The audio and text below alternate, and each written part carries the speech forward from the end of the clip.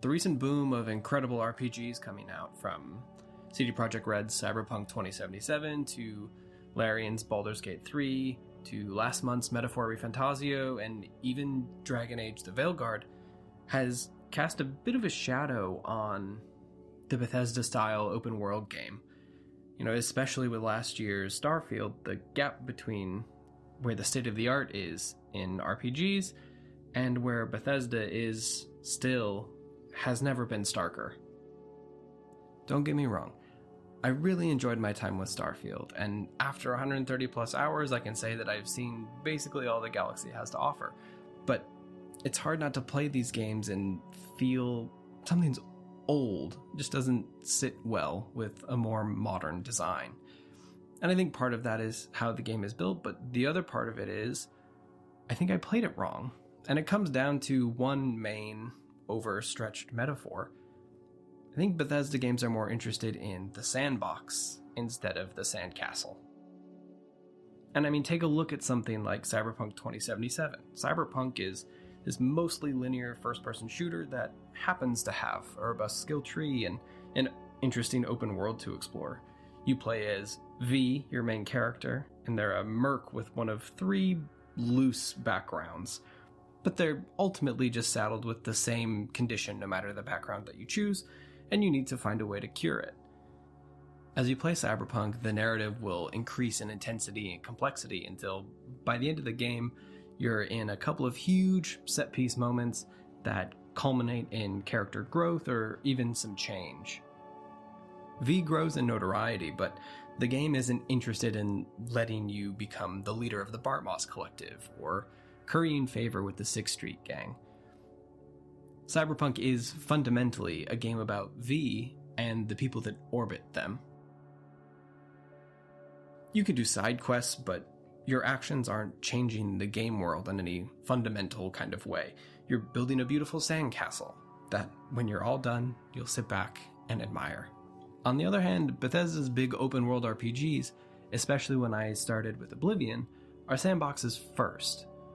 You play as a blank slate, silent character, and you're improving skills, completing missions, and proceeding through the story of the game. Character growth is driven by the player, though, not the narrative of the story. The emphasis of a Bethesda game is on the sandbox first. Explore the world as you see fit and do whatever you'd like. Being the leader of the Thieves Guild, Dark Brotherhood, and the Arena Champion at the same time, it's only incongruous if you think about it too much.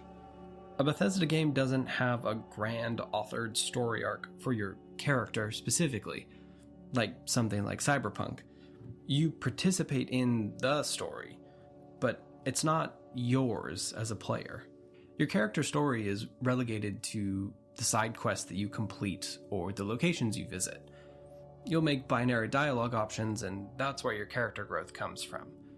At its core, in Bethesda games at least, it seems that it's more important to be able to go anywhere, do anything, become whatever character you would like to, than for all of those things to make cohesive sense in the end. It's revealed about 2/3 of the way through the main story of the game that there are these interdimensional human beings called Starborn, that they have found an ancient artifact that allows them to jump into new realities. Each jump into a new reality is a race to find the parts anew, enter what the game calls the Unity, and then move on to the next universe. When you find all the pieces and enter the Unity for the first time, you're given the same choice that they are. Return to the world you left with all of your items, your relationships and accolades, or you journey forward, leaving everything that you've spent the last however many hours building behind, and you become Starborn yourself. You join the hunt for the artifacts anew, and start the game over. This is Starfield's New Game Plus mechanic, and it was also one of my first clues that maybe I was playing these games wrong. I'm a completionist when it comes to most RPGs. I did all of the faction and side quests in my first playthrough. I dealt with the Terramorph threat, and became the best Ryujin corporate spy. I defeated the pirate menace, and also became the top space cowboy sheriff detective guy. When I entered the Unity, I realized something though. The problem isn't that you can do it all. It's that In a game where you are meant to engage with the world over and over and over again, why did I do it all?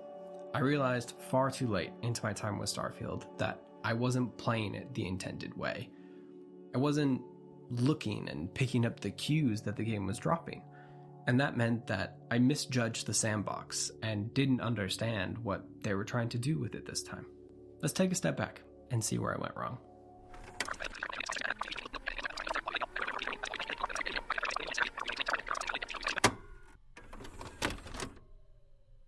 At its core, in Bethesda games at least, it seems that it's more important to be able to go anywhere, do anything, become whatever character you would like to, than for all of those things to make cohesive sense in the end. Games, like all art, are a conversation between the viewer and the artist. In the case of games, everything, from the visual design to the loot tables, combat flow, skill trees, they're all the paintbrushes and colors that make up a grand tapestry. These aspects of game design, whether it's the loot tables or the skill tree design, are all lenses that we can use to interpret a game beyond whether we simply like it or not based on our taste. Starfield's sandbox is the canvas that the entire game is painted upon.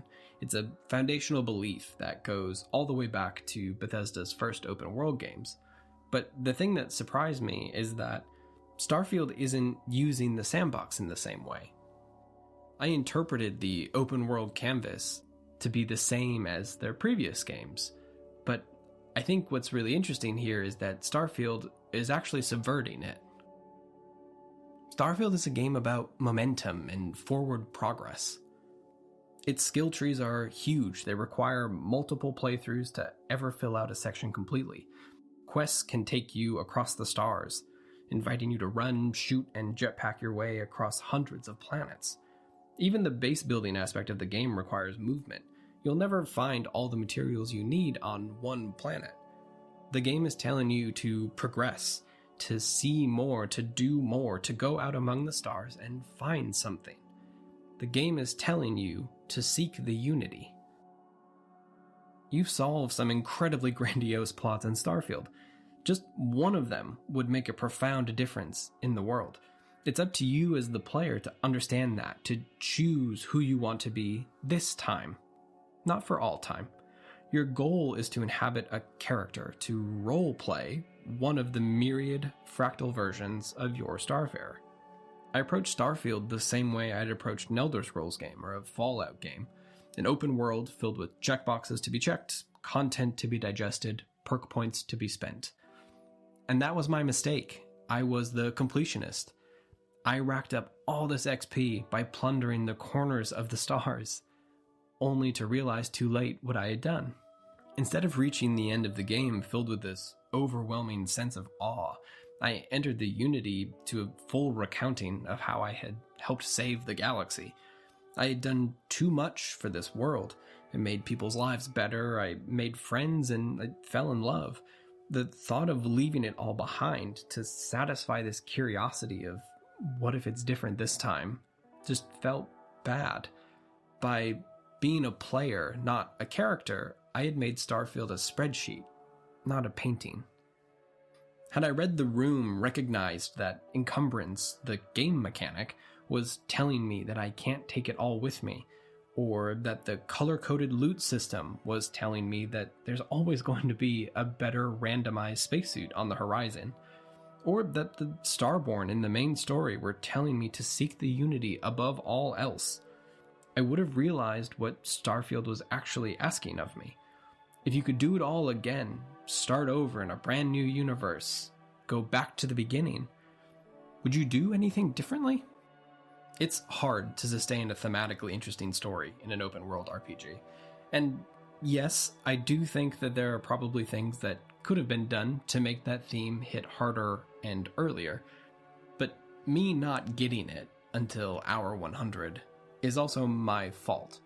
I wasn't acknowledging that Starfield was doing anything different than, say, Skyrim. I came to Starfield having already known what that game was before I even started it. I just assumed that it was employing the same gameplay tropes as previous Bethesda games in the same way. I wasn't having a conversation with Starfield. I was just playing it. Compared to the absolute feast of RPGs we have right now, I can completely understand you bouncing off of Starfield. It's not for everyone. But I would ask you to learn from my mistake and critically think about the game you're playing and the way that you're playing it. Because who knows? Maybe, just maybe, you'll appreciate Encumbrance a tiny bit more. Thanks for watching. We'll see you next time.